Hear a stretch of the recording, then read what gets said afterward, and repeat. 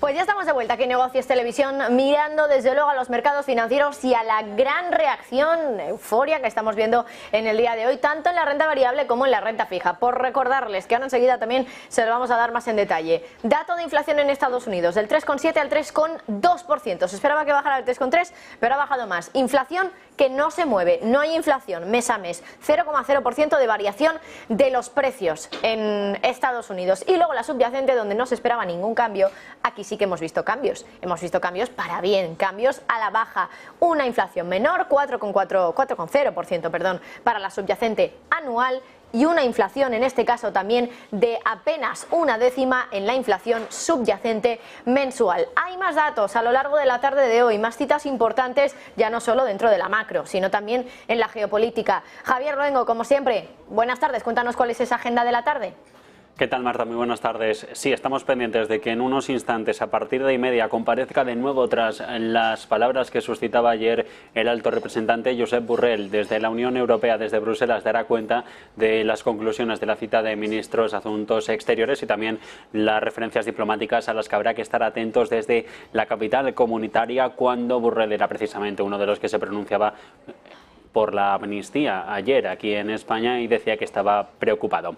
En cualquier caso, y más allá de Borrell, habla a partir de las 4 de la tarde, un pelín después, Michael Barr, el vicepresidente de Supervisión de la Reserva Federal, y a eso de las 7 menos cuarto de la tarde nos tocará ya aquí en Tiempo de Criptonegocios. Veremos cómo se refiere a política monetaria tras este dato de inflación, mejor del esperado en Estados Unidos. Stan Goolsbee, el presidente de la Reserva Federal de Chicago. Por cierto, que a todo esto, a partir de las 10 empieza esa reunión ministerial de la APEC como cita preliminar y previa a la reunión de Joe Biden con el presidente chino, con Xi Jinping, mañana miércoles, Marta. Pues Javi, muchísimas gracias y comenzamos ya esta sección de análisis de la tarde y vamos a empezar haciéndolo con el dato de inflación.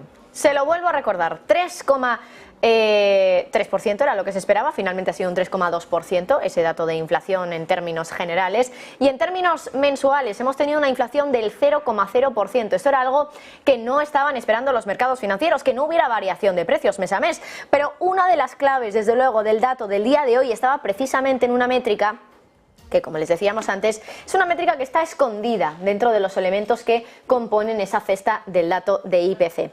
Hablo de los seguros médicos, que ya lo comentábamos, por cierto, con algunos de nuestros invitados, que parece una métrica pequeña, insignificante, decíamos, solo supone un 0,5% del peso que tiene en toda la cesta del IPC, pero aún así los expertos decían que hoy podía haber un gran cambio en este sentido, porque a partir de hoy, y ya lo comentábamos con algunos expertos justo antes, pero se lo voy a recordar, la Oficina de Estadísticas Laborales, es decir, la Bureau of Labor Statistics, que es la que se encarga de realizar este informe de IPC, iba a implementar algunos cambios en la manera en la que se podía calcular este dato de seguros médicos dentro de la cesta del IPC. Bueno, además de un cambio rutinario en esos datos fuente, la nueva metodología iba a tener como objetivo, entre otras cosas, pues bueno, reducir o suavizar la volatilidad que existía en este dato y reducir también los retrasos que había muchas veces en el índice.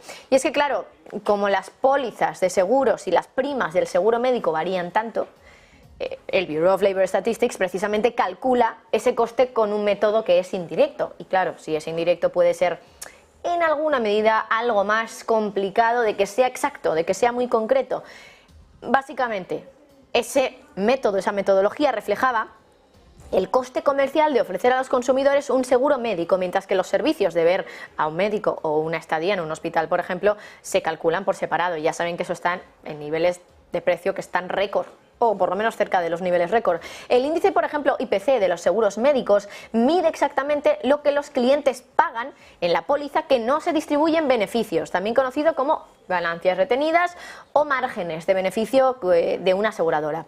Básicamente, ahora mismo el BLS, el Bureau of Labor Statistics, recibe esos datos de manera anual, pero está cambiando a una actualización semestral para reducir los retrasos en ese índice. La cosa está básicamente en que en los últimos meses lo que se ha visto en los seguros médicos es una deflación, es decir, caída en los precios de manual. Básicamente, caídas en esos precios interanuales constantes que hemos visto todos los meses. Vamos a echar un vistazo a un gráfico que publicaba hoy Bloomberg y que nos demuestra efectivamente cuál ha sido esa variación de los precios, que en este caso ha sido deflación durante todos los meses, desde octubre de 2022 hasta el mes de septiembre de 2023, con la diferencia de que en octubre se esperaba precisamente esa barrita azul que están viendo ustedes en pantalla, que es la barrita de estimación de cómo se iban a mover los precios de los seguros médicos este mes de octubre. Se esperaba un 1%, 1,1%, lo han clavado prácticamente, 1,1 ha sido el dato final, 1% era el dato que estaban estimando, que estaban esperando los mercados financieros.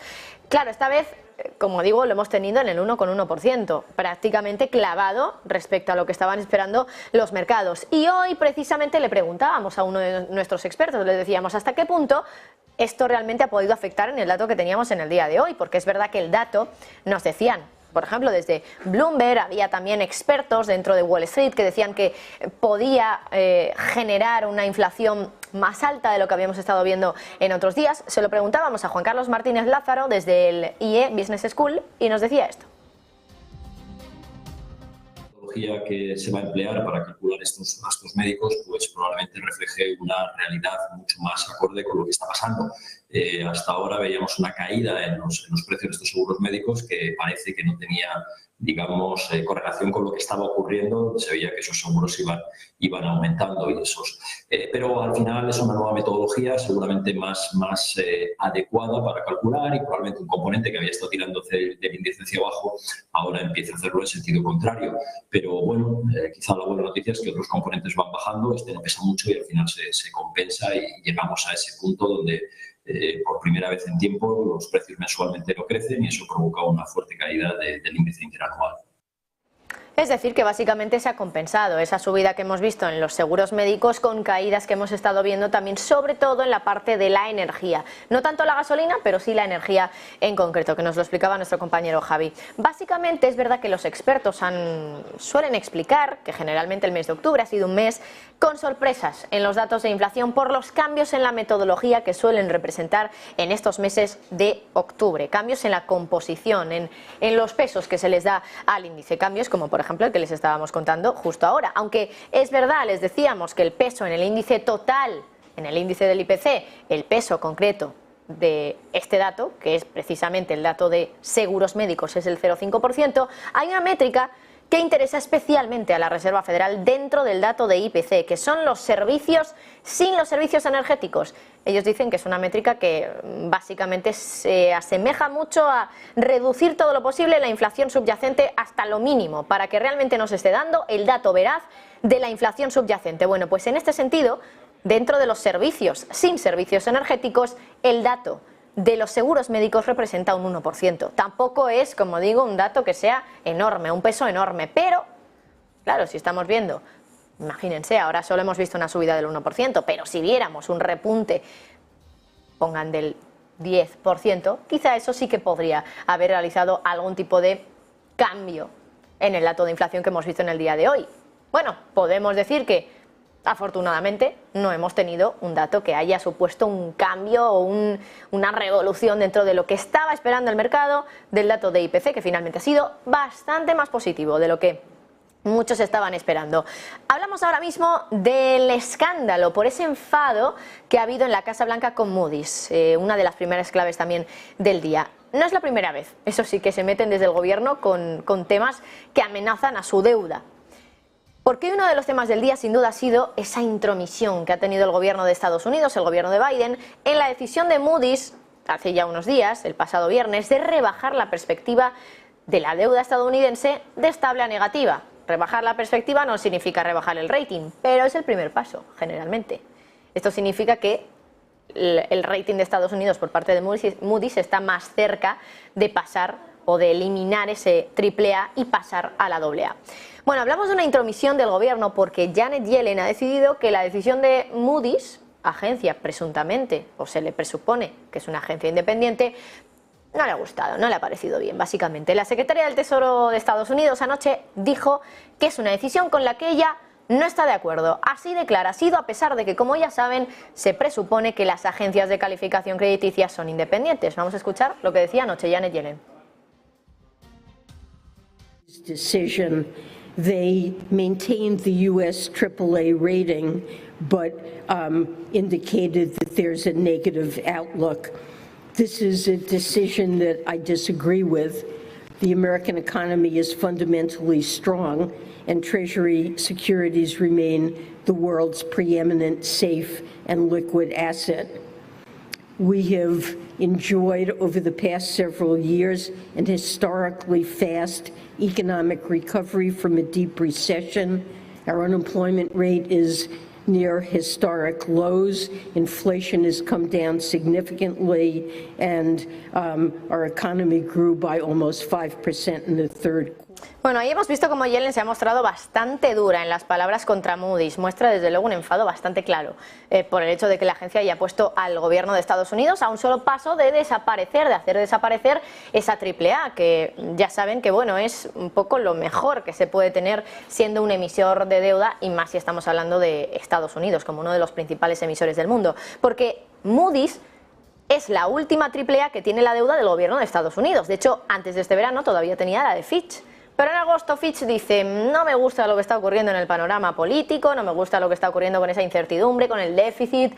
En general, no me gusta lo que estoy viendo, rebajo la calificación crediticia de Estados Unidos. Insistimos, uno de los emisores considerados, sus bonos, de los más seguros, de los más líquidos del mundo, pero se hace esa rebaja. Y solo queda uno, Moody's, que tiene todavía la AAA. Pero aquí lo curioso que estamos viendo es que en la política de Estados Unidos, en este caso, ejemplificado, personificada en Janet Yellen, está criticando desde la política del gobierno, se está criticando a una agencia que, como digo, es presuntamente independiente, que tiene como trabajo avisar a los inversores de la nota que se le pone a los emisores de deuda, a sus bonos. Y cuando hablo de la nota, me refiero simplemente a hasta qué punto este emisor o este bono no te va a hacer default. Eso lo quieren saber los inversores, y para eso están las agencias de calificación crediticias, que, como digo, presuntamente trabajan desde una perspectiva independiente, no porque el gobierno le diga que lo que ha hecho está bien o está mal. Y claro, sobre todo cobra esto más importancia todavía si estamos hablando, como dice Yellen, de la deuda, que es la deuda considerada como el activo más seguro del mundo y el más líquido. Pues habrá más inversores todavía que estén interesados en si de verdad esto es un AAA o no es un AAA, o si es un AAA con perspectiva estable o perspectiva negativa. La cosa es que no es la primera vez que el gobierno de Estados Unidos se queja abiertamente de una decisión de una agencia de calificación crediticia sobre su deuda. Ya lo hicieron cuando S&P Global decidió rebajar la calificación del AAA a AA, y de esto hace mucho, hace ya más de una década. La rebaja se realizó en 2011, solo 4 días después de que el Congreso votara a favor de un aumento en el techo de deuda. Seguro que lo recuerdan porque a principios de este año se hablaba de que tenía que aumentarse el techo de deuda, finalmente se suspendió. Bueno, lo curioso es que poco después, el gobierno, poco después de que se produjera ese aumento en el techo de deuda en el año 2011, el gobierno decide, y fíjense que es 2011, años después de la crisis financiera, el gobierno decide abrirle una investigación precisamente a S&P Global por el rol que había tenido al calificar varios MBS, los Mortgage Backed Securities, que son unos instrumentos que generalmente se calificaron mal durante la crisis financiera, pero años después, 3 años después concretamente, 3-4 años después de que estallara la crisis financiera, el gobierno de Estados Unidos decide investigar a SP por ese episodio que ocurrió entonces, hace 3-4 años, y lo decide justo días después de que se produzca esa rebaja de la calificación de la deuda por parte de S&P Global. Claro, S&P quiso intentar solucionar de alguna manera ese rifirrafe que había tenido con el gobierno. ¿Qué hizo? Pues pedirle a su CEO, entonces CEO, que dimitiera solo 18 días después de que la deuda del gobierno de Estados Unidos fuera rebajada a AA y se le retirara ese codiciado AAA. De hecho, el Tesoro de Estados Unidos incluso, es que no solo fue que el gobierno tuviera ese rifirrafe, no, es que fue mucho más explícito la crítica que había hecho el gobierno de Estados Unidos directamente contra S&P Global. De hecho, el Tesoro sacó pocos días después un análisis diciendo que S&P Global había cometido un error de $2 billones, un error de cálculo, al tomar esa decisión de rebajar la calificación de deuda de Estados Unidos. Hasta la Casa Blanca, de hecho, en nombre del gobierno de Obama, salió a criticar la decisión y decía que la agencia se había basado en unos cálculos que eran incorrectos y que habían actuado demasiado rápido. Esto es solo un ejemplo de hace años, del año 2011, es decir, hace más de una década, de cómo el gobierno, igual que ahora, critica abiertamente, sin ningún problema, las decisiones que toma una agencia de calificación crediticia. ¿Por qué? Pues porque al final que la deuda de Estados Unidos no sea AAA o tenga una perspectiva negativa y no una perspectiva estable, a pesar de todavía ser AAA, pero es la única AAA que existe, esto hace que los inversores también digan, puede haber problemas de riesgo con este bono, con esta deuda de Estados Unidos. Ya saben que esto funciona rentabilidad-riesgo. A más riesgo, más rentabilidad le voy a exigir y por lo tanto los costes del gobierno de Estados Unidos pueden crecer. Es decir, que ahora que se están financiando a un 4,6% aproximadamente en el bono a 10 años, quizás si se les retira esa última AAA, ya no estemos hablando de un 4,6%, sino que estemos hablando de más. Porque hay miedo a que, o hay riesgo más bien, de que esa deuda no sea devuelta. Hay más riesgo, no vamos a decir que haya riesgo, hay más riesgo, porque el AAA es lo mínimo de riesgo que hay. Y ya cada vez que vamos bajando de escalón, va aumentando ese riesgo que puede haber. Bueno, en el día de hoy también vamos a cambiar de tema ahora, pasamos de lo que hemos estado hablando, de la inflación, de la deuda de los Estados Unidos también, de esa decisión de Moody's y de la crítica abierta de Janet Yellen sobre el tema, a hablar ahora de petróleo. Hoy se ha publicado un reportaje que pone de manifiesto el problema que hay en el mundo sobre el tope al precio del petróleo ruso, que básicamente pone de manifiesto otra vez que el tope al crudo ruso no funciona. Y es que hoy el Financial Times dice que el límite de precios impuesto por Estados Unidos a las ventas de petróleo de Rusia está siendo casi completamente eludido. O sea que no hay casi nadie que cumpla con ese tope a los precios del petróleo. Dicho de otra manera, casi todo el mundo está vendiendo petróleo ruso por encima de los $60 el barril, que es precisamente el nivel al que ya saben, pues se impuso ese tope a los precios del petróleo ruso.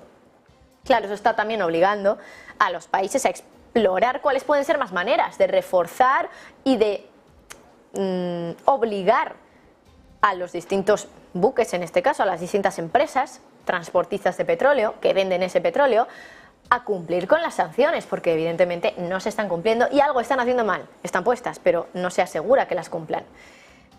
En declaraciones a Financial Times, un alto funcionario del gobierno europeo ha llegado a decir que casi ninguno de los envíos de crudo marítimo en octubre se hizo por debajo del límite de los $60 el barril, que ya saben que es el tope que impuso el G7 y aliados como Estados Unidos. De hecho, dice que los últimos datos demuestran que vamos a tener que endurecer ese tope al precio del petróleo ruso y que no hay absolutamente ningún deseo de que Rusia siga haciendo esto. De hecho, ayer Borrell, el alto representante de política exterior de la Unión Europea, dijo precisamente eso. Ya saben que ayer hubo una reunión del Consejo de Ministros de Exteriores y aquí escuchamos a Borrell precisamente avisar de que uno de los temas a debate para el nuevo paquete de sanciones, él no quiso llamarlo sanciones, pero restricciones a Rusia, iba a ir precisamente sobre ese tope a los precios del petróleo. Vamos a escucharlo. El paquete 12º incluirá más personas en las listas, más prohibiciones de exportación, por ejemplo, de diamantes, y también restricciones en cuanto a los topes del precio del petróleo para que Rusia no gane tanto dinero en la venta de su petróleo, no a nosotros, sino a los demás, lucha contra la elusión de las sanciones y, como digo, la prohibición de la exportación de diamantes. Estamos ahora terminando los últimos detalles de este paquete. Se adoptará en una decisión del Consejo. Bueno, desde Financial Times dicen que esas preocupaciones que han captado de algunos funcionarios europeos no solo son preocupaciones, sino que también están respaldadas por datos que nos llegan directamente de las exportaciones rusas. Estadísticas oficiales de Rusia sobre las ventas de petróleo en octubre, que dice, según Moscú, muestran que el precio medio que recibieron fue superior a los $80 el barril. Es decir, que no es que se pase un poquito el tope, que se pasa mucho. Desde los 60 hasta los $80 el barril, es un porcentaje muy alto en comparación con los $60. Aunque es verdad que hay estadísticas económicas de Rusia que han sido cuestionadas, sobre todo durante la guerra, pero aún así el nivel registrado, es la base de cuánto grava Moscú, Rusia, en este caso, las exportaciones de petróleo. También es cierto que el salto en los precios rusos, desde luego que ha asestado todo un golpe a los esfuerzos del G7 de limitar el flujo que tiene, el flujo de fondos en este caso, la venta de petróleo para el Kremlin para financiar la invasión de Ucrania. Pero vamos a fijarnos también en cómo se ha movido ese ese precio del petróleo ruso, para entender también si es que en este mes de octubre hemos estado, o generalmente hemos estado todo el rato cotizando por encima de los $60 el barril. Vamos a ver si los compañeros pueden ponerles el gráfico para que lo veamos directamente. Ahí lo tienen. Como ven, a principios de año, gran parte de esa primera mitad del año, vimos como el precio del petróleo ruso se estableció muy por encima de esos $60 el barril, más o menos a mitad de 2022, quería decir. Más o menos cuando empieza a imponerse ese tope, que es a principios de este año, sí que es verdad que ahí el precio del crudo ruso se sitúa por debajo de los 60, pero llega un momento más o menos en verano cuando se supera, y se supera ampliamente, con un precio medio en los últimos 2 meses de aproximadamente $80 el barril. Las sanciones, desde luego, no están funcionando. Ayer Josep Borrell, aunque no lo dijo, lo dio por hecho, porque si tienen que hablar del tope al precio del petróleo ruso es porque hay algo que no está yendo bien. Bueno, con esto hacemos una pequeñísima pausa publicitaria y enseguida volvemos mirando a los mercados financieros con ese dato de inflación que hoy desde luego es el dato que puede provocar euforia que estamos viendo en la renta variable, en los futuros, y euforia que de momento también estamos viendo en la renta fija, en los bonos que están subiendo de precio, bajando esas rentabilidades y bajando de qué manera, en aproximadamente 14 puntos básicos para el bono a 10 años. Enseguida abre Wall Street, enseguida volvemos.